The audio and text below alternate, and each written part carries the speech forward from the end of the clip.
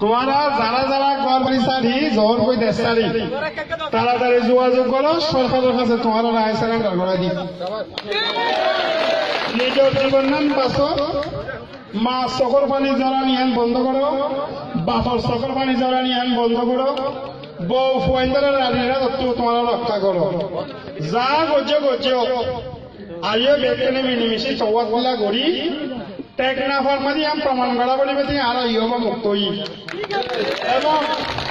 যেজন মানুষ আছে টেনশন আছে কষ্ট আছে সমস্ত মানুষ টেনশনহীন অভিশাপ ব্যক্তি ইহবা ব্যবসায়ীর আমাদের বলিব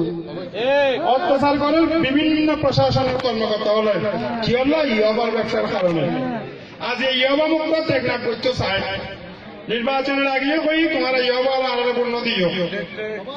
আর হতানো হইও আর তোমার নমাস দিয়ে হতানো হয়, কিন্তু এখন আর বহু এমপি হিসাবে এখন এখন দায়িত্ব দেয় কি আসবে নাকি না কুয়া যদি মারে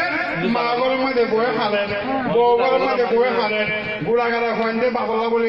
খালে কি লাভ হয় আর বেকুন বেঁচে কি আমি অনুরোধ করছি তোমারা নাই 5 দিনের সময় দিলাম, এই 5 দিনের সময়ের মধ্যে যারা যারা ইহবা ব্যবসায়ী সকল আসো